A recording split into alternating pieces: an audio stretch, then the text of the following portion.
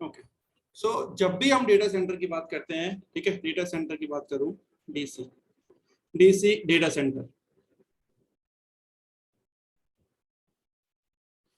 बहुत सारे बंदे आपके आईटी में काम करते हैं, आईटी में काम करते हुए भी जो डेटा का जो बैकग्राउंड है या डेटा के जो कैसे डेटा फ्लो करता है, they are not able to identify because basic things are missing.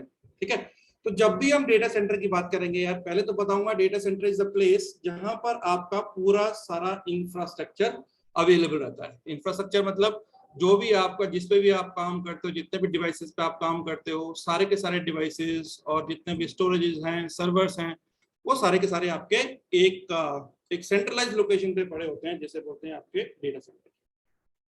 Data centre में अगर मैं बात करूं, दो तरीके के डेटा सेंटर, नेमिंग कन्वेंशन की अगर बात करें तो दो तरीके के डेटा सेंटर होते हैं जी आपके। First is your DC data centre.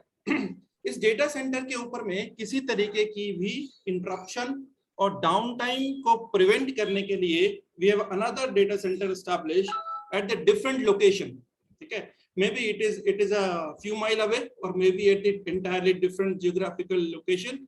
सो किसी भी जगह पर आपका ये दूसरा डेटा सेंटर होता है और ये दूसरे वाले डेटा सेंटर को हम बोलते हैं आपका डीसी और D R. This is your primary location wherein all the application, all your infrastructure will be placed. In the same infrastructure will be placed at the DR site also. ठीक है, इसको हम डीसी बोलते हैं, डीआर मतलब disaster recovery. ठीक है, और in other terms, in terms of your technical और आपके ऑर्गेनाइजेशन हिसाब से बोलेंगे तो कई बार इसको हम बोलते हैं prod site and this is non prod site. ठीक है, तो one is your prod side, another is your non prod side. ठीक है, अंडरस्टूड। तो किसी को भी कोई क्वेश्चन हो यार, जस्ट मेरे को इंटरप्ट करना, I will answer all your queries. ठीक है, तो one is your DC, another is your DR. ठीक है, डीआर बनाते क्यों है आपका? देखिए, डीआर बनाते हैं किसी भी तरीके का डाउन टाइम को प्रिवेंट करने के लिए। मान लीजिए देयर इज सम डिजास्टर और some kind of natural calamity at the DR site. तो जब डीआर साइट के ऊपर में कोई भी इश्यू आ जाता है, फॉर एग्जाम्पल मैं अपने ऑर्गेनाइजेशन की बात करूं तो we have one data center in Noida, another data center we have in Chennai. ठीक है, so in case something goes wrong with the data center which is there in the Noida, we will operate everything from the DR site. ठीक है, तो क्या होता है, जो भी डेटा सेंटर का आपका डेटा है, the entire data center का data will be replicated to your DR site. ठीक है, तो डीसी और डीआर साइड, तो दोनों के बीच में आपका रेप्लिकेशन होती है। अब इसके बारे में बात करेंगे। ठीक है,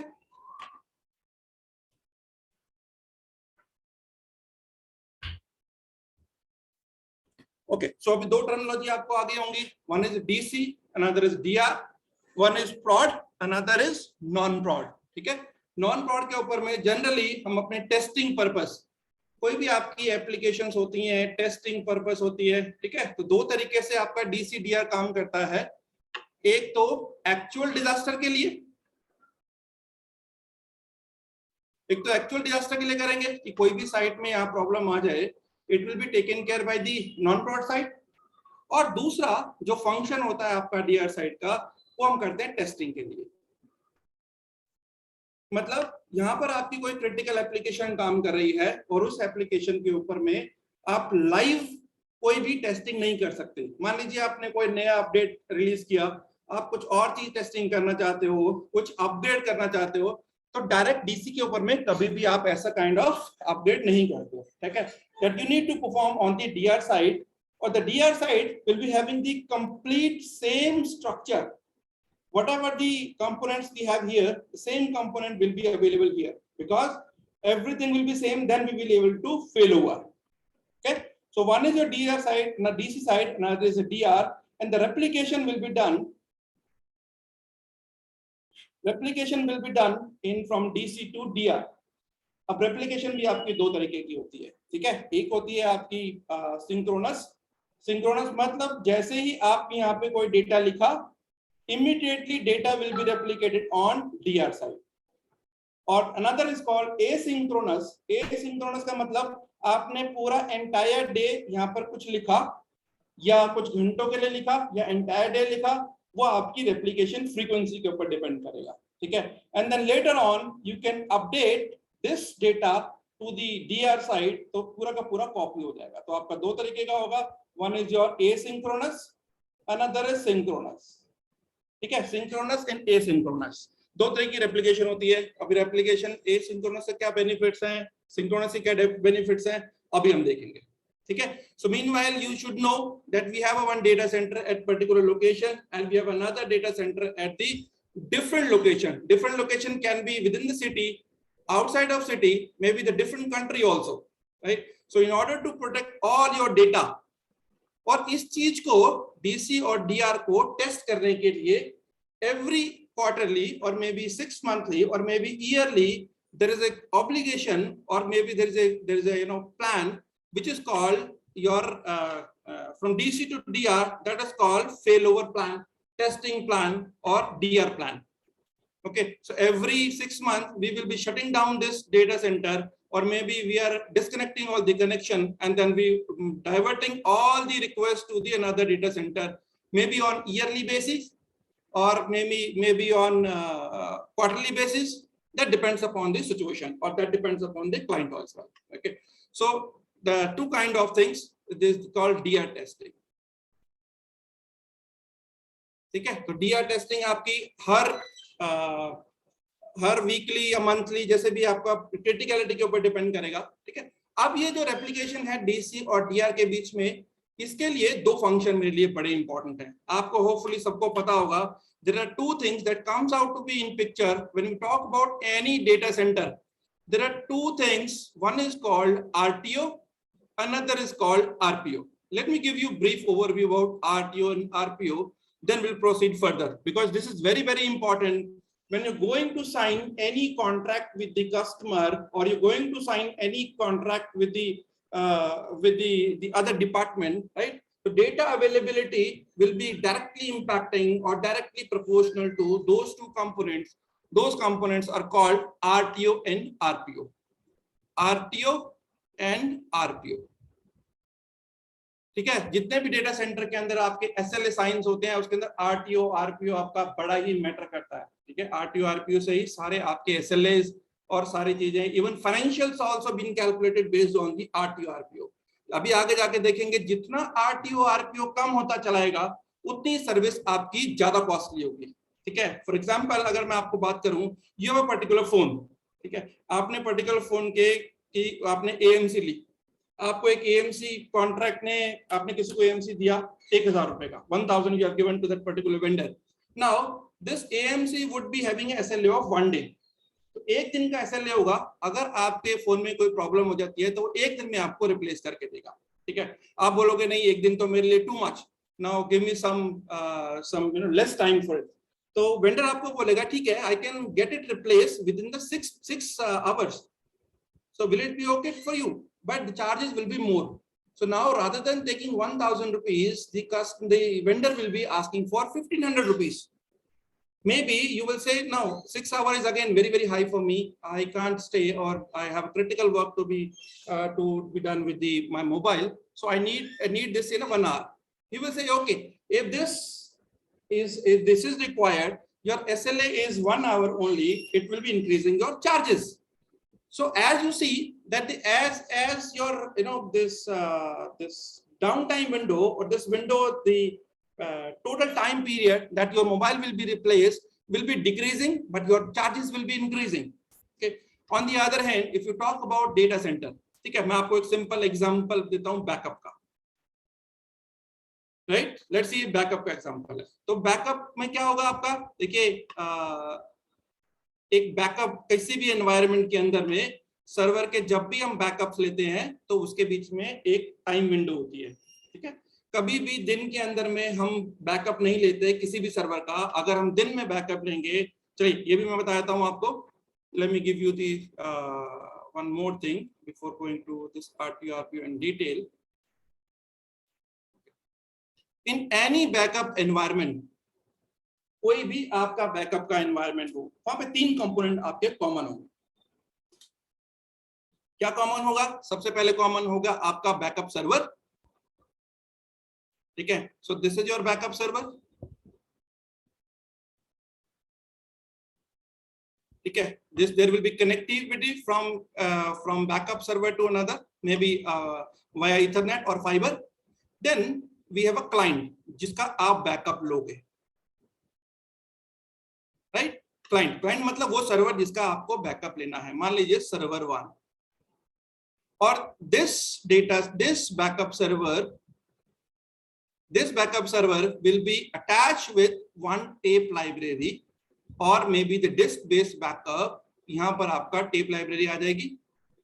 तो एक्चुअली में क्या होगा, जब भी बैकअप ट्रिगर होगा, ठीक है, तो बैकअप ट्रिगर होगा तो ये बैकअप सर्वर जाएगा आप इस सर्वर के पास में, और इस सर्वर के ऊपर से जितनी भी आपकी मान लीजिए सी ड्राइव है, डी ड्राइव है, सबकी एक इमेज बनाएगा और इमेज बनाकर डेटा को सेंड कर देगा आपके टेप लाइब्रेरी पे और डिस्क बेस्ड बैकअप पे। तो आप देख रहे हो ड्यूरिंग दिस बैकअप सिनेरियो ये जो डेटा फ्लो कर रहा है आपका, right, it is hitting the switch also. अगर इसी स्विच के ऊपर में आपके यूजर्स कनेक्टेड हैं जो कि इस सर्वर को यूटिलाइज करेंगे, तो same bandwidth which will be used by the backup will be impacting the bandwidth of the users also। ठीक है, देयर विल बी बॉटलनेक, मतलब एक ही लाइन के ऊपर में यहां पर आपका दोनों बैकअप भी ट्रेवल करेगा और आपका यूजर का जो एक्सेसिबिलिटी है वो भी सारी यहीं से होगी आपकी। इसी वजह से क्या होगा, आपको इस सर्वर की परफॉर्मेंस स्लो हो जाएगी। It will be slow down all the performance on this particular server. In order to prevent कि मेरी ये जो डाउन टाइम है ये कम रहे, मतलब down time not down time, मेरा जो स्लोनेस है वो इंपैक्ट ना रहे, तो हम क्या करते हैं, there will be two LAN in the data center. याद रखिएगा, अभी आगे जाके फिर से बताऊंगा, दो लैन्स होती हैं डेटा सेंटर के अंदर में, एक होती है आपकी प्रॉड लैन,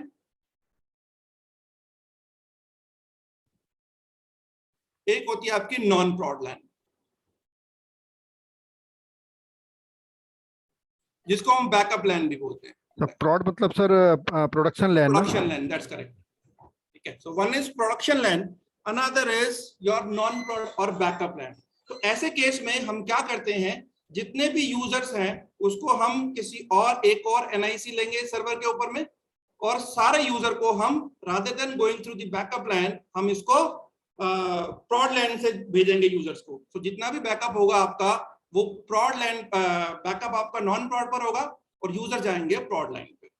मान लीजिए हमने ये इंप्लीमेंट भी कर दिया, जो कि होता है डेटा सेंटर के अंदर में, राइट। तो किसी भी डेटा सेंटर में हमेशा दो लाइन होंगी, प्रॉड लाइन और बैकअप लाइन। ठीक है, there is another line called management line also. ठीक है, बट दो ही मेजर है आपकी, one is prod line, another is non prod line. चलिए मान लीजिए मैंने ये लगा भी दिया, बट स्टिल जब भी बैकअप होगा सर्वर का तो अल्टीमेटली प्रोसेसिंग कहां पर होगी, प्रोसेसिंग होगी सर्वर के ऊपर में। जब सर्वर के ऊपर में प्रोसेसिंग होगी तो इसका सीपीयू यूटिलाइजेशन बढ़ेगा, इसकी रैम की यूटिलाइजेशन बढ़ेगी, तो एनीवे स्लो डाउन तो ये होगा ही होगा। तो with the backup plan we can prevent somehow to up to some extent, but slowness तो होगी होगी। इसी वजह से बैकअप जब भी हम लेते हैं, याद रखिएगा पूरे डेटा सेंटर के अंदर जब भी बैकअप होता है आपका, it is under non prod hour. Non prod hour कौन से होते हैं आपके, ऑफ ऑफिस आवर्स। ठीक है, नॉन प्रॉड मतलब नॉन ऑफिस आवर्स कैसे होते हैं, मान लीजिए आपका ऑफिस सुबह 8 बजे से लेकर शाम को 8 बजे तक है, 8 AM to 8 PM, तो ये होगा आपका ऑफिस आवर्स। तो ऑफिस आवर्स के अंदर में कभी भी हम बैकअप को ट्रिगर नहीं करते हैं, बैकअप कभी भी नहीं चलता है until unless there is specific requirement। उस केस के अंदर में हम स्पेशल कुछ टेक्निक्स लगाते हैं जिसे हम बीसीबी बैकअप्स बोलते हैं। Will talk about later on BCB backups. ठीक है, तो अगर हमें डे टाइम में ही आपको बैकअप लेना है तो उस बैकअप का अलग से नाम होता है जिसे बोलते हैं बीसीबी, बिजनेस कंटिन्यूटी वॉल्यूम्स। ठीक है, अभी हम उसकी बात नहीं करेंगे, it is out of scope आज के चैप्टर के हिसाब से हमारा। तो अभी कहने का मतलब ये है कि किसी भी एनवायरनमेंट के अंदर में, अभी हम डेटा सेंटर के अंदर मूव करेंगे तो हम डेटा सेंटर के अंदर देखेंगे कि आपका बैकअप जरूर होता है। हर डेटा सेंटर के अंदर में हर सर्वर का बैकअप जरूर होता है, और ये जो बैकअप आप लेते हो ये कभी भी ऑफिस आवर्स में नहीं चलता है, it will B running of business hours. Of business hours मतलब जैसे ही आपका ऑफिस क्लोज होगा तभी आपको तुरंत से बैकअप चलाना होगा, और उसको चलाने के लिए अलग से टूल्स आते हैं आपके। 1000 सर्वर 2000 सर्वर का बैकअप आप खुद नहीं ले सकते हो, एक या दो सर्वर हो, that is fine, you can take backup, but scheduling backup for 2000 3000 4000 server, we have a different tool coming in the market, for example net backup, Commvault, TSM, so on. Okay, so yahan se mujhe batane ka aapka matlab ye tha ki all the backups would be running during the off business hours, it will not be running during the business hours. Okay, चलिए अब वापस आते हैं RTO RPO पे। मान लीजिए ये आपका let's start with the 8 AM, ठीक है, और यहां से 8 AM तक का ही हम पूरा का पूरे डे का एक टाइमिंग रखते हैं, ठीक है। 8 हो गया, this is 9, this is 10, this is 11, this is 1, this is 2, this is 3, 4, 5, so on, right. तो अब जब बैकअप चलेगा आपका, कब चलेगा, रात को मान लीजिए 5, चलो पूरा लिख देता हूं मैं, 6, 7, 8, 8 PM। Now this is your production hours,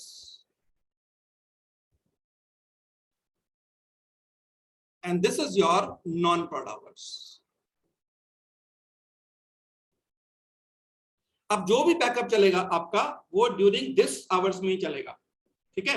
तो मान लीजिए आपका बैकअप ट्रिगर हुआ, आज मान लेते हैं हमारी डेट है, कल की डेट लेते हैं, मान लीजिए 19th है, 19th of October 2022, ठीक है।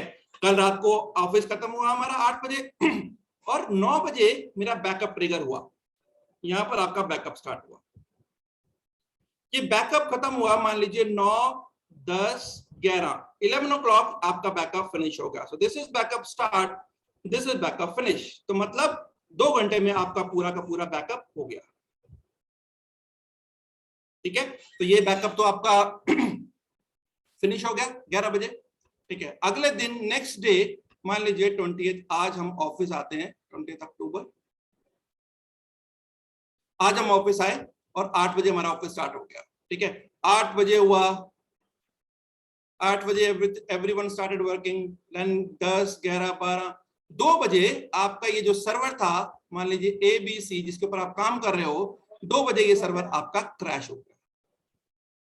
अब क्रैश होने के पास अब क्या करोगे, you will be going to the backup team only, the only option is restore, right. अब जब आप रीस्टोर करोगे बैकअप कब है आपके पास में, कल रात का, मतलब आपके पास में 19th का बैकअप है, दैट इज ऑन रात को 9 बजे से लेके 11 बजे का आपके पास बैकअप है।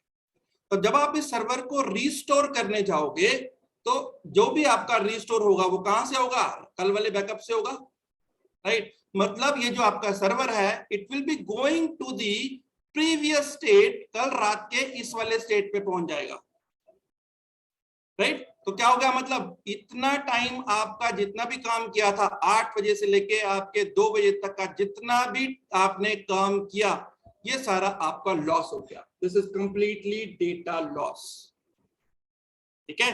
तो यहां से RTO RPO की क्या डेफिनेशन होती है आपकी जब क्रैश हुआ सर्वर आपका, राइट, इस क्रैश से लेकर कौन से पॉइंट तक आपका जो डेड हुआ कितने बजे हुआ आपका, 2 बजे, 2 PM, 2 PM से जो रीस्टोर हुआ कब से हुआ, कल रात के 9 PM का, राइट। तो यहां से यहां तक जाने का जो आपका पॉइंट है that is after disaster, to which point we can go back and restore your data so that your system is up and running. तो कब तक जाएंगे, कल रात को 9 बजे तक जा सकते हैं, this is your recovery point objective, recovery point objective, ठीक है। तो आंसर क्या हुआ, RPO, पहले RPO की बात करते हैं, RPO, so after disaster किस पॉइंट तक we can go back and restore your server so that your application is up and running, ठीक है। So this is your recovery point objective, कितने टाइम का डेटा लॉस आप beer कर सकते हो। ये तो चलो नॉर्मल केसेस था आपका, कोई भी हमने फाइल सर्वर की बात करी, अगर यही डेटा कोई आपका बैंक का डेटा होता तो क्या इतने घंटे का डेटा को हम बियर कर सकते थे, नो, नॉट पॉसिबल। ठीक है, मिलियन बिलियंस की ट्रांजैक्शंस हो जाएंगी आपकी ड्यूरेशन, इस ड्यूरेशन के अंदर में। तो इसके लिए हम क्या करते हैं, कुछ और बैकअप टेक्निक लगाते हैं, अभी बात करेंगे उसके बारे में। ठीक है, तो वन इज योर आरपीओ। और ये पूरा काम करने के लिए मान लीजिए आपने जैसे ही डिजास्टर हुआ, आपने सर्वर बिल्ड किया, पहला काम क्या करोगे, सर्वर बिल्ड करोगे।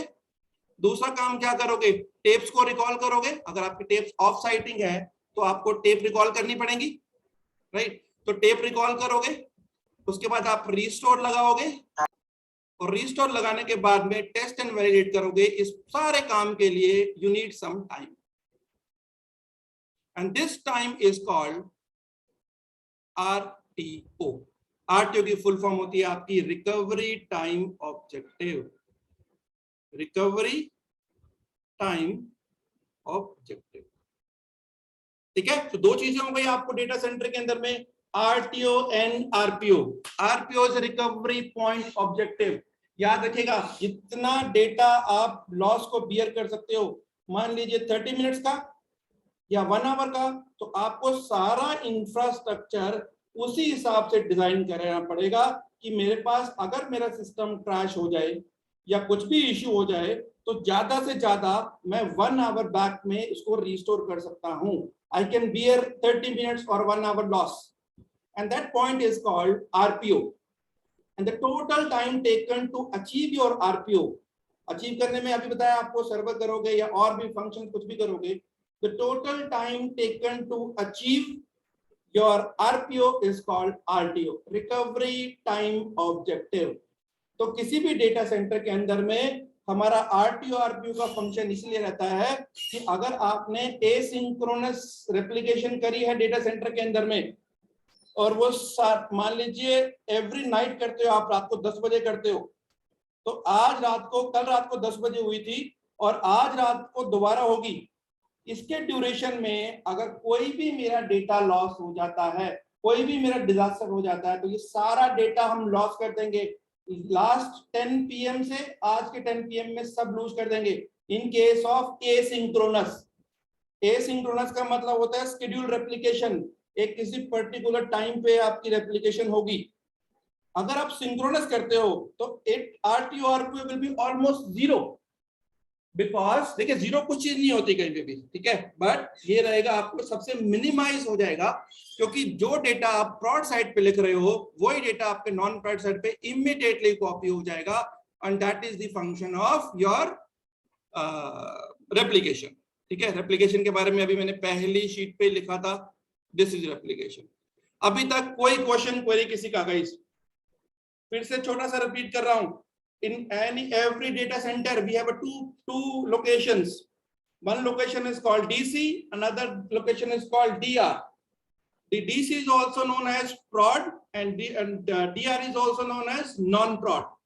दोनों के बीच में डेटा के लिए, ताकि डेटा की कंसिस्टेंसी के लिए दोनों के अंदर हम रेप्लिकेशन इनेबल करते हैं, ताकि एक डेटा सेंटर से दूसरे डेटा सेंटर के अंदर में पूरा डेटा कॉपी हो जाए, और किसी वजह से अगर मेरा डीसी डाउन हो जाए, I can start my work from the DR side. ठीक है, अभी आगे जाके हम देखेंगे हर कंपोनेंट, क्योंकि high availability is another thing. High availability सबको पता होगा आपको, रिडंडेंसी एंड हाई अवेलेबिलिटी। तो डेटा सेंटर के अंदर जितने भी कंपोनेंट्स लगते हैं, be it's a firewall, be it's a router, be it's even storage, और कुछ भी आप लगाते हो, सबकी क्वांटिटी मोर देन 1 होती है, because we do not want any kind of single point of failure. तो सारी चीजें होंगी इसी तरीके से डेटा सेंटर के अंदर में भी आपके डीसी और DR, even though the replication link between those two, आप ये देख रहे हो, ये these are your replication link, these will also in dual quantity, right? It will be dual and two connection, even it is a synchronous or asynchronous, there will be 2 connection for each and every connection. More than 2 is also available. In case of data is critical, we need to establish more than 1 connection also. Any question guys so far? हाँ sir, Shyam बोल रहा था sir. इसमें जैसे अभी आपने जो दिखाया कि सुबह 8 बजे से और 12 बजे तक काम किया या 10 बजे तक काम किया, 2 घंटे का डेटा हमारा लॉस हो गया। हाँ जी। तो वो लॉस क्या हम ये DCDR जो हमारा रेप्लिकेशन सिंकिंग हो रही है, हाँ जी, तो हम इमीडिएट प्रोडक्शन उस सर्वर पे नहीं डाल सकते, DR पे नहीं बिल्कुल डाल कर सकते? सकते हैं, ये तो इसका फंक्शन ही यही है। ठीक है, मैं जो आपको ये एग्जांपल दिखाया, this is a backup example, simple backup example. We are not talking about the replication. Replication में तो प्योर डेटा आपका रहेगा दोनों साइड के ऊपर में, you can recover any time. ठीक है। Any other question guys from anyone? Keep it, make it as interactive session यार, ये वीकली रहेगा एक सेशन, कोई ना कोई आपको will talking about the different different topics. ठीक है, कोई question? Okay, no question. Let's back to the main topic, data center.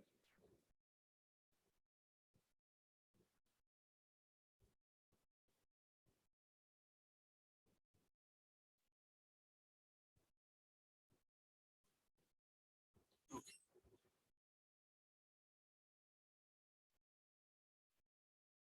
Basic. तो मान लीजिए ये this is the blueprint of your data centre.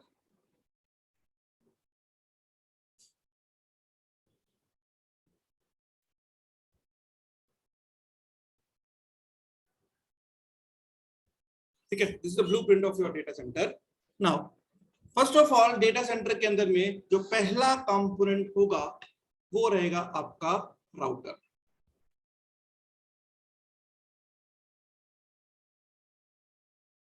Router का साइन ऐसा होता है, आपको सबको दिखा भी देता हूँ, सारी चीजें हम एक एक करके देखेंगे यार, तो जहां पे भी क्वेश्चन क्वेरी हो यू कैन आस्क। या किसी भी राउटर का साइन, राउटर क्यों यूज करते हैं अभी हम बात करते हैं।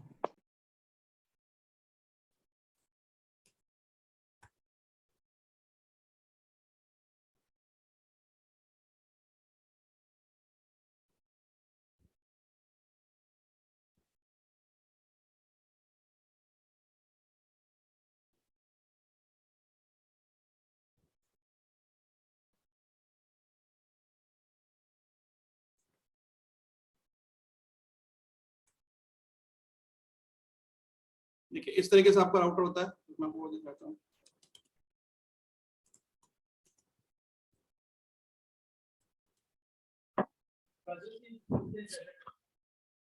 कभी डेटा सेंटर सर का आप इसको लिख दीजिए ना, वो data router stencil.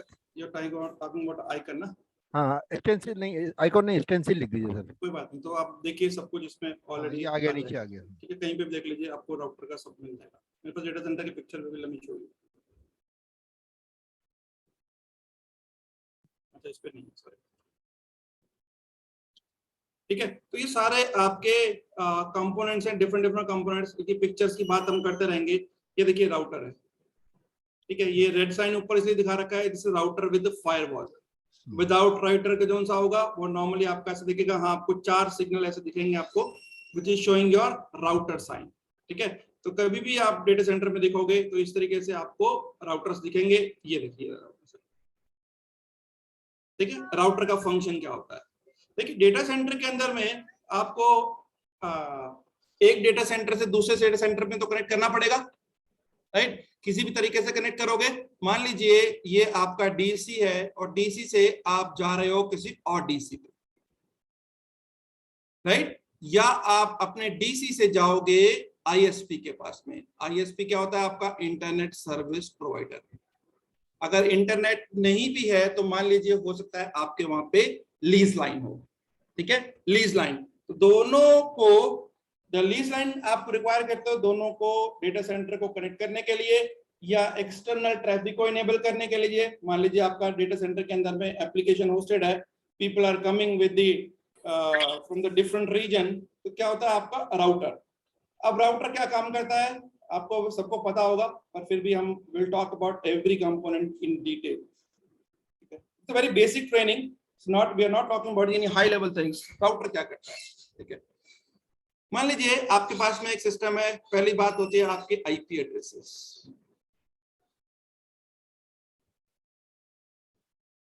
IP address की जब हम बात करते हैं, there is different different IP subnets. मान लीजिए class A, class B, class A, then we have a class B, class C और क्लास डी। हर सबनेट का पहला जो सबनेट आईडी होती है आपकी, that is network ID, start from the different numbers. मान लीजिए 1 to 126, this is the class ID of class A, right. तो इस तरीके से आपका 127 2 हो जाएगा नेक्स्ट में। तो आप देखोगे हर नेटवर्क की आईडी का डिफरेंट नंबर्स हैं, आईपी एड्रेस है। या सिंपल मैं बात करूं आपकी, ये एक सिस्टम है, ये दूसरा सिस्टम है, इस सिस्टम का आईपी है मान लीजिए क्लास ए से 10.1.1.1 और इसका आईपी है 192.168.1.1, कुछ भी आपका IP. This is from class C and this is from class A. ये कभी भी आपके आपस में बात नहीं करेंगे। रीजन क्या है? ये आपका आईपी डिफरेंट क्लास का है, ये डिफरेंट क्लास का है। तो गाइस आप लोग जब देखा होगा आपने, आप लोग एक सबनेट मास्क डालते हो, सबनेट मास्क सबनेट डाला होगा 255 करते हो सी क्लास के अंदर में 192.168.1.1। इसके बाद में सबनेट मास्क डालते हो 255.255.255.0। जहां तक ये 255 आता है, this is your network ID और this is your host ID. तो जिन सिस्टम की नेटवर्क आईडी सेम होगी वो सिस्टम आपस में बात कर पाएंगे। इसकी देखिए नेटवर्क आईडी अलग है, इसकी नेटवर्क आईडी अलग है, आपस में बात नहीं कर पाएंगे। ठीक है, तो ऐसे सिस्टम को जहां पर डिफरेंट आईपीज होते हैं, बात करवाने के लिए आपको बीच में डिवाइस लगता है, इस डिवाइस को बोलते हैं राउटर। ठीक है, राउटर। तो ये डेटा आपका जाएगा इस राउटर के इस इंटरफेस पे, इस इंटरफेस पे जो आईपी होगा वो इसके सबनेट पे होगा। Again these are two devices, device 1 device 2, इसका जो आईपी होगा सेम सबनेट का होना चाहिए। मान लीजिए 10.1.1.2, तभी तो ये इससे बात करेगा।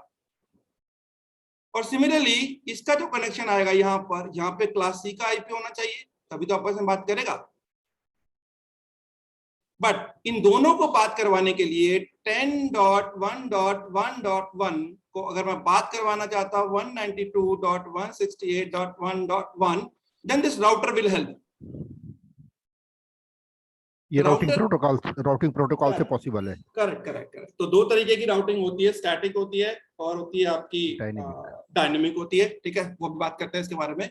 तो दो सबनेट्स को किसी को भी आपस में बात करवाने के लिए मेरे पास राउटर चाहिए, और राउटर दोनों में तभी बात करेगा जब दोनों के बीच में कोई राउट इनेबल करना पड़ेगा। ठीक है, सीधा आप लगाओगे ऐसा नहीं है, बात करना शुरू कर देगा। You need to configure routes. ठीक है, आपको राउट्स डिफाइन करने पड़ते हैं कि आप अलाउ कीजिए। देखिए दो चीजें होती हैं, अलाउ और डिनाई, राइट। आपको इस आईपी को इस आईपी से बात करने के लिए अलाउड कर दीजिए। तो इसके लिए दो तरीके होते हैं, एक होता है स्टैटिक में आपको डिफाइन करना पड़ता है allow this route to this route, right. दूसरा होता है डायनेमिक, इसमें बड़े सारे प्रोटोकॉल काम करते हैं आपके, routing information protocol, RIP version 1 2, बड़े सारे प्रोटोकॉल्स हैं आपके। तो ये प्रोटोकॉल्स आपस में बात करवाने के लिए हेल्प करते हैं। ठीक है, तो याद रखिएगा राउटर इज द डिवाइस जो आपके दो डिफरेंट सबनेट्स को बात करवाने के काम आएगा। अब दो डिफरेंट जो सबनेट्स हैं आपके, वो अब कैसे होंगे, क्योंकि मैं एक डेटा सेंटर में हूं, दूसरे डेटा सेंटर के अंदर बीच में जो आपका सर्विस प्रोवाइडर होगा, देखिए एक डेटा सेंटर से दूसरे डेटा सेंटर जाने के लिए आपके पास अपनी केबल तो होगी नहीं। मान लीजिए DC1, ये है आपका DC2, मान लीजिए this is in Atlanta and this is in Smyrna, right, they are almost 16 miles away. तो बीच में केबल आपकी अपनी तो बिछेगी नहीं, बीच में कोई ना कोई आपका सर्विस प्रोवाइडर आपको कनेक्टिविटी देगा, that is called your ISP, internet service provider. अब इस आपका ISP का जो IP होगा वो आपके नेटवर्क का तो नहीं होगा। मान लीजिए ये नेटवर्क आपका एक ही है, ये नेटवर्क भी सेम का है, मगर इस ISP का नेटवर्क तो नहीं होगा। ठीक है, तो जो वो कनेक्टिविटी आपको यहां से यहां तक देगा वो डिफरेंट सबनेट्स की होंगी। इसी तरीके से जो कनेक्टिविटी यहां से यहां देगा वो डिफरेंट सबनेट्स की होंगी। तो इसीलिए उसको बीच में यहां पर ISP को एक राउटर एस्टैब्लिश करना पड़ेगा और तभी राउटर से आपका डेटा कम्युनिकेशन हो पाएगा। गाइस आप घर में आपके वाईफाई लगा हुआ है, राउटर क्यों लगाते हैं? राउटर इसलिए लगाते हैं कि आपके जो घर का सबनेट है that is a different subnet, the subnet जो आपका इंटरनेट सर्विस प्रोवाइडर का है वो डिफरेंट सबनेट है, ठीक है। तो दोनों के लिए, दोनों को आपको कम्युनिकेट कराने के लिए आपके बीच में जो घर में राउटर लगा होता है वो भी सेम राउटर ही है। When we talk about the enterprise level, तो बड़े राउटर्स आते हैं, सिस्को इज नंबर 1, और भी बड़ी सारी कंपनीज के राउटर्स आते हैं आपके। तो राउटर आपको कनेक्टिविटी इनेबल करता है between one network to another network, ठीक है। तो कोई भी नेटवर्क आईडी होगी आपकी, इसमें बड़ी सारी चीजें हैं यार, class A, class B, class C, CIDR होती है, बहुत सारी चीजें हैं which is not part of this training. But any question from this one? ठीक है, समझ में आ गया सबको? सर CIDR, सॉरी मैं आउट ऑफ सिलेबस जा रहा था, ये CIDR के बारे में थोड़ा 1-2 लाइन का ब्रीफ कर ये देंगे। CIDR बाद में बात करेंगे यार, क्लासेस इंटर डोमेन राउटिंग होती है, this is out of class A, class B, class C, we can talk up in class शाम। ठीक ठीक। Okay, any question guys so far? चलिए वापस चलते हैं डेटा सेंटर के अंदर में। तो मैंने अभी जो आपको दिखाया, क्या दिखाया, देखिए सेम चीज दिखा रहा हूं जो मैंने अभी एक्सप्लेन करी है। आपका कनेक्शन आएगा कहां से? या तो अनदर DC2 से आएगा और ISP से आएगा। तो दोनों के जो सबनेट्स होंगे वो डिफरेंट सबनेट्स होंगे, ठीक है। और दोनों सबनेट्स को हम आपस में बात करवाने के लिए बीच में राउटर का लगाएंगे, राउटर लगेगा आपका, ठीक है। और हर डेटा सेंटर के अंदर जैसे मैंने बताया, हर कंपोनेंट आपके डुअल कंपोनेंट्स होंगे। तो आपका एक राउटर की जगह आपका 2 राउटर होंगे, मल्टीपल भी हो सकते हैं और किसी ऑर्गेनाइजेशन में एक भी हो सकता है, डिपेंड करता है आपकी क्रिटिकलिटी कैसी है, ठीक है। So there will be 2 routers and they will be giving connectivity to your different ISPs or different data centers, ठीक है। तो पहला कंपोनेंट क्या होगा आपका? राउटर्स।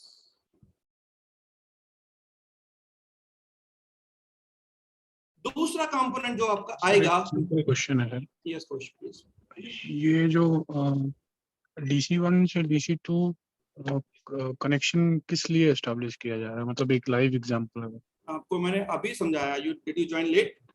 या ठीक है, we discuss about the replication purpose.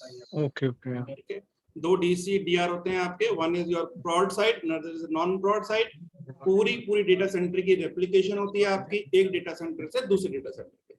उस केस में भी राउटर लगता है ना? बिल्कुल लगेगा आपको, ठीक है। और आपके इसमें आपके इंटरनेट भी तो चल रहा होगा ना, इंटरनेट चलेगा या वो करेगा तो राउटर तो लगेगा ही लगेगा। बिना राउटर के आपकी कनेक्टिविटी नहीं होगी डिफरेंट सबनेट से, ओके, ठीक है। और नेक्स्ट कंपोनेंट जो आपका डेटा सेंटर के आएगा दैट इज योर फायरवॉल।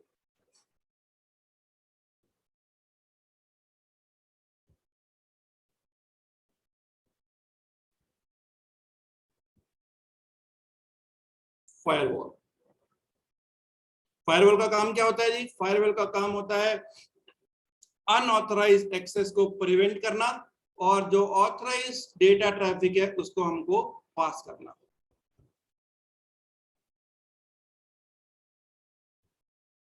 ठीक है। फायरवॉल, यहाँ पे भी आपके डिफरेंट फायरवॉल्स आती हैं, ठीक है। फायरवॉल एक आपकी सॉफ्टवेयर फायरवॉल भी होती है आपकी सॉफ्टवेयर की, then we have a hardware firewall, ठीक है। मोस्टली आपको ज्यादातर हार्डवेयर फायरवॉल दिखेगी। तो फायरवॉल का काम क्या होता है? फायरवॉल आप सबको पता होगा, विंडोज में भी होती है आपके फायरवॉल, वेरी वेरी बेसिक, ठीक है। फायरवॉल का काम क्या होता है? आपका डेटा को, जो भी आपका ऑथराइज डेटा है, तो एक क्या हो जाएगा आपका, एक इनपुट हो जाएगा आपकी फायरवॉल के अंदर में, एक आउटपुट हो जाएगा। आउटपुट क्या होगा? आपका DC, ठीक है। इनपुट क्या होगा? आपका एक्सटर्नल, जो भी एक्सटर्नल डेटा आ रहा है आपका, ठीक है। तो जो भी ऑथराइज आपका होगा that will be forwarded to your destination servers, सबके पास में फॉरवर्ड हो जाएगा, और जो अनऑथराइज होगा वो प्रिवेंट कर दिया जाएगा। अब यहाँ पर एक केस और आता है मान लीजिए आपके पास में वेब सर्वर्स है, ठीक है। ICICI बैंक है, आप ICICI बैंक के वेब सर्वर्स को यूज कर रहे हो, तो वेब सर्वर्स में क्या होगा? आपको एक्सेस तो देना ही पड़ेगा। आप चाहते हो कि ट्रैफिक आए ना, क्योंकि जितने भी वेब सर्वर पे आपके बाहर से लॉगिन होंगे वो तो सारे डिफरेंट डिफरेंट जगह से होंगे, डिफरेंट यूजर्स होंगे, सब कुछ होंगे, तो आप हर बंदे को या हर किसी को आप एक्सेस तो नहीं दे सकते कि ठीक है आप आ जाओ डेटा सेंटर के अंदर में लॉग इन करो, ठीक है यहाँ तक पहुंच जाओ, तो आप इसको अलाउड नहीं करते, ठीक है। ऐसे काम के लिए मेरे पास तीसरा एक आउटपुट और होता है इसमें, जिसे बोलते हैं डीएमजी, डीमिलिटराइज जोन, डीमिलिटराइज, ठीक है। तो जितने भी आपके सर्वर्स होते हैं, मान लीजिए वेब सर्वर्स हैं, उनको आपको एक्सटर्नल अलाउड करना चाहते हो तो user can go and come to the web server but they can not go to the internal site, ठीक है। This input output, otherwise in technical term this is external, it is internal और this is DMZ zone, ठीक है। जो आप में से backup पे काम करते हो सबको पता होगा कि जब भी सर्वर्स आपके डीएमजी जोन में होते हैं, you need to allow traffic via firewall, right. नहीं तो आपका इवन जो डेटा सेंटर के अंदर से जो आप आ रहे हो, आपके डेटा सेंटर के अंदर में बैकअप सर्वर होगा, अगर ये बैकअप सर्वर इसका बैकअप लेना चाहेगा तो भी अलाउड नहीं करेगा इसको। रीजन, क्योंकि इसका काम है आपका ट्रैफिक को बाय डिफॉल्ट डिनाई होते हैं आपको, यू नीड टू अलाउ, ठीक है। ये सारी चीजें आपको अलाउ करनी पड़ती हैं। आप देखा होगा कि अगर विंडोज 7 भी आते हो तो आईसीएमपी पैकेट्स होते हैं आपके ब्लॉक होते हैं बाय डिफॉल्ट। हर सर्वर्स में आईसीएमपी पैकेट कौन से होते हैं? पिंग, जब आप लगाते हो, ठीक है। तो आपको पिंग को भी ब्लॉक करना पड़ता है, ऐसा नहीं आप पिंग करते रहोगे। ये भी एक तरीके से आपका थ्रेट होता है। When you talk about the firewall, when you study your firewall, there is a different type of threat. एक थ्रेट होता है आपका जिसे बोलते हैं पिंग ऑफ डेथ। आप एक ही सर्वर को अगर हजारों पिंग लगा दोगे वाया मशीन और via any script, the utilization of server will be very very high and it will stop responding, which is called ping of death, ठीक है।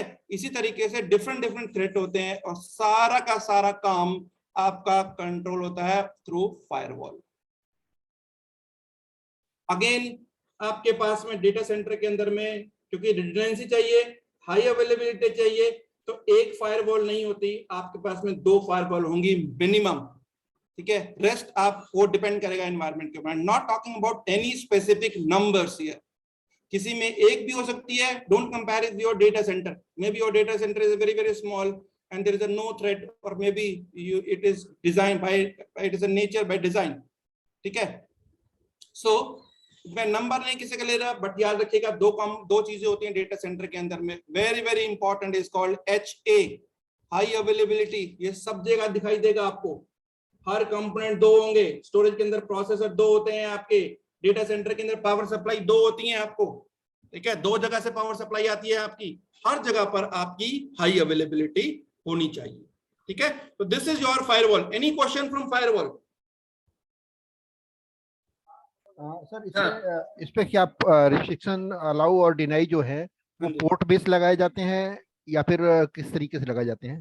देखिए बहुत सारी चीजें हैं आप इसके अंदर में, फायरवॉल के अंदर में आप पोर्ट बेस्ड भी कर सकते हो, आप ट्रैफिक के नेचर के ऊपर भी कर सकते हो, कंटेंट बेस्ड फिल्टरिंग भी हो सकती है, बहुत सारी फिल्टरिंग है, एक नहीं है, मल्टीपल चीजें हैं। आप एक वर्ड को भी डिनाई कर सकते हो, आप एक पर्टिकुलर आईपी को भी डिनाई कर सकते हो, आप एक सबनेट को भी डिनाई कर सकते हो, पूरे सबनेट को भी डिनाई कर सकते हो, लॉट ऑफ थिंग्स, ठीक है। तो एज एक पर्टिकुलर हम नाम नहीं दे सकते।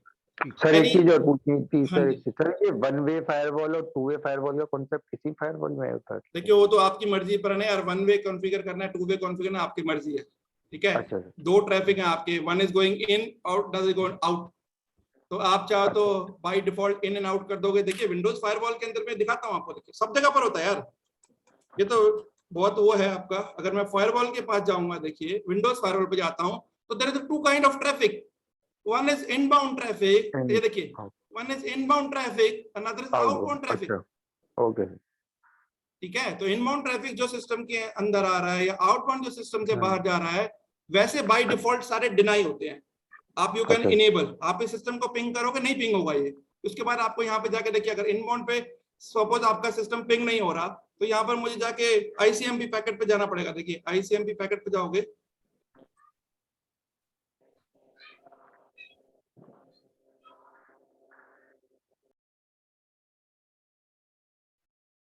यहाँ पर ये देखिए इसमें इनेबल करना पड़ेगा आपको। ये देखिए किसी का भी आप इको रिक्वेस्ट, इको कौन सी होती है आपकी? इको यही होती है आपकी, पिंग ही होता है आपका, ठीक है। तो जिसको भी आपको अलाउ डिनाई करना है, ये वापस जाते। आपके इसमें सब में बना होता है, अच्छा सर। ठीक है। तो ओके। याद रखिएगा आईसीएमपी वगैरह ये सब चीजें बाय डिफॉल्ट डिनाई होती हैं। तो दो तरीके के ट्रैफिक होते हैं, आपकी मर्जी है इनबाउंड को स्टॉप करना, आउटबाउंड को स्टॉप करना, इट्स अप टू यू, ठीक है। How are you wish to proceed, आपके ऊपर में है, ठीक है Navneet, is it answer? Okay sir, yes sir. ठीक, ऑलराइट। सो ये हो गया आपका फायरवॉल का, ठीक है। तो यहाँ पे आप देखते हैं, फायरवॉल पे चलते हैं, ये आ गया आपका फायरवॉल, ठीक है। बिफोर गोइंग टू दिस, हमने एक चीज पहले हम पावर सप्लाई की देख लेते हैं, पावर सप्लाई का स्ट्रक्चर कैसा होता है इसमें। चलो बाद में देखते हैं इसको, दो तरीके से आता है आपका, ठीक है। सो फायरवॉल, अगेन दो फायरवॉल आपकी, देखिए मैं डेटा फ्लो को सिंपल बना रहा हूं आपको, अगर आपको स्ट्रक्चर देखना है I can send you the pictures also, exactly picture कैसे, ठीक है। तो ऐसे मत कहना इसके बाद है इसके बाद है, ऐसे नहीं मैं कह रहा हूँ आपको, ठीक है। दीज आर योर फायरवॉल, ठीक है जी। फायरवॉल के बाद एक important component, sir. Hello, yes, हाँ अमित बोल रहा हूँ सर। हाँ सर जी, जैसे आपने बताया ना स्विच की लिमिट होती है, इतने स्विच लगा सकते हैं। इस फायरवॉल की भी कोई लिमिट होती है क्या या? हमें जरूरत नहीं पड़ती है स्विच इसमें करने की ना, वो आपको आईडी जो होती है वो स्विच की अलग चीज है, ठीक है। अच्छा अच्छा। डिफरेंट, दोनों डिफरेंट है, ऐसा नहीं है 100 फायरवॉल नहीं लग सकती आपकी, वो नहीं है, वो अलग हाँ चीज है। स्विच आईडी, आपकी हब आईडीज, वो डिफरेंट चीजें हैं, वो डिफरेंट कॉन्सेप्ट है, ठीक है। वहां पे आईडी देनी पड़ती है आपको, ऐसा वहां पे कोई रूल नहीं है, प्रिंसिपल स्विच कोई नहीं बन रहा है यहाँ पे, ऐसा कुछ नहीं होता। तो इसमें आईडी वगैरह कुछ नहीं होता, सीधा नहीं, डब्बा आईडी डब्बा? होगी, आईडी हम देंगे, बट वो हम देंगे आईडी, ठीक है। ऐसा नहीं है कोई अलग से जैसे डीएचसीपी ने दिया या प्रिंसिपल स्विच ने दिया, ऐसा नहीं होता इसमें। Need to configure those firewall independently, और देन वी कैन कॉन्फ़िगर कि दोनों कैसे काम करेंगी। जैसे मैंने आपको एक्टिव एक्टिव एक्टिव पैसे बताया था, इसी तरीके से हर डिवाइस, चाहे वो आपका राउटर हो चाहे वो आपका फायरवॉल हो, कई दो तरीके की, जो मेरी क्लास के यहाँ पर नहीं है, याद रखिएगा दो तरीके की होती हैं, अभी आगे आ भी रहा है।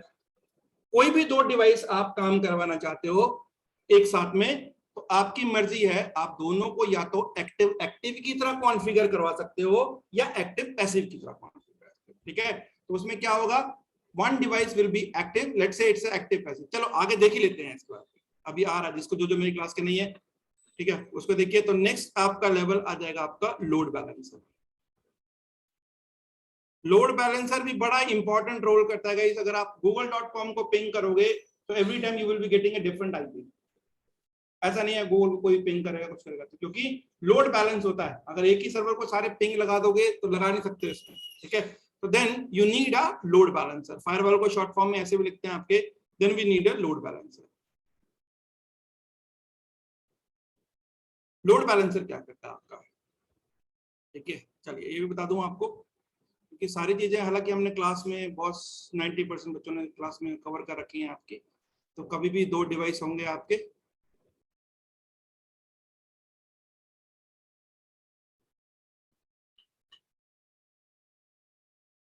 ओके। मान लीजिए लोड बैलेंसर, लोड बैलेंसर का काम क्या होता है सबसे पहले, ठीक है। लोड बैलेंसर का काम होता है, देख लीजिए आपके पास, मान लो आप एक रिसोर्स हो और आपके एनवायरनमेंट में बहुत सारी टिकट्स आ रही हैं, आपके पास 100 टिकट आ गए, ठीक है। 100 टिकट आपकी तरफ फॉरवर्ड कर दी किसी बंदे ने, और आपके एनवायरनमेंट में बड़े सारे रिसोर्सेज बिल्कुल फ्री बैठे हैं। तो 100 में से मान लीजिए 70 आपके पास में आ गई, 30 आपके पास में आ गई, इस तरीके से बाकी सब फ्री बैठे हुए हैं। तो in order to implement the equal amount of ticket, we need some kind of strategy, we need some kind of controlling here. तो कंट्रोलिंग क्या करेगी, आपको डिफरेंट जितने भी है उसको इक्वल बैलेंस करेगी। लोड बैलेंसर नाम से ही पता चला, लोड बैलेंसर। तो जो भी आपको डेटा आएगा, मान लीजिए किसी एक पर्टिकुलर ग्रुप है आपका एप्लीकेशंस का, 10 सर्वर हैं एप्लीकेशन के, तो ऐसा नहीं है कि सारी की सारी जो आपकी रिक्वेस्ट है वो एक ही पर जानी चाहिए, ठीक है। वो आपकी बराबर बराबर डिस्ट्रीब्यूट होनी चाहिए। तो लोड बैलेंसर का फंक्शन क्या होता है आपका, जो भी रिक्वेस्ट आ रही है that should be equally divided into among available resources, equal to all available resources.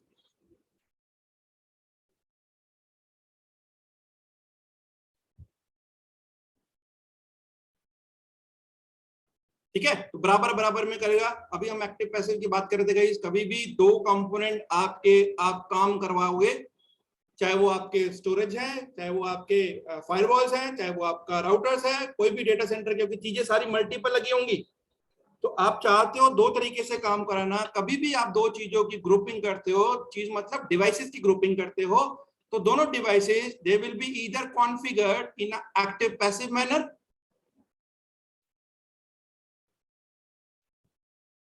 और may be they acting as a active manner. मतलब दो तरीके होंगे, या तो ये एक्टिव होगा, ये पैसिव होगा, या दोनों एक्टिव होंगे। एक्टिव पैसिव का मतलब क्या होता है? पैसिव का मतलब होता है आपका stand by mode.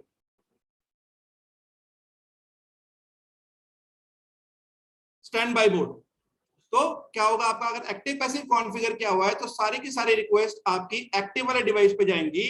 In case active device is down, this request will be redirected to the passive one and the passive will become active.